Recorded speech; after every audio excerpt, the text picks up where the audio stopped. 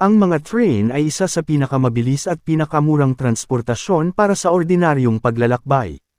Bukod pa dyan, ang mga train ay may pinakamurang bayad at higit sa lahat, kaya nitong magsakay ng daan-daan at libo-libong pasahero, kumpara sa mga ordinaryong sasakyan.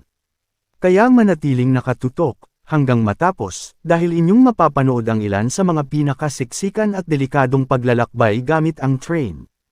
Marahil kung hindi ka sanay sa ganitong klaseng pamumuhay ay malamang sumuko ka na, at mas pipiliin mo na lang manatili sa bahay at magtanim ng kamote.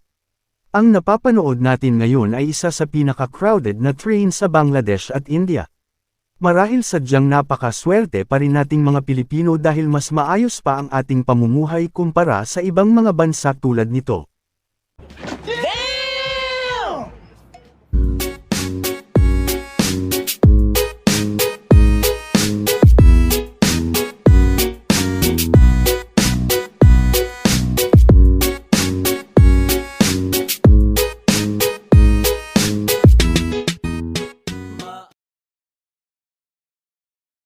Kung ikumpara sa ating mga train station sadyang makikita mo ang laki ng pagkakaiba.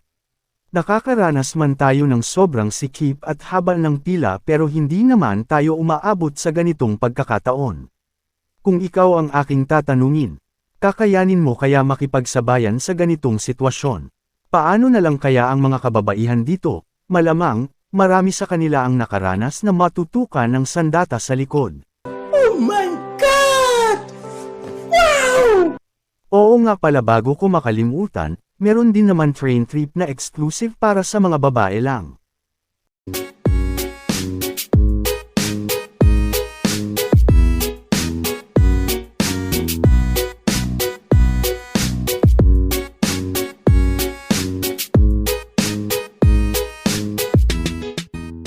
Sanay nagustuhan nyo ang video natin ngayon.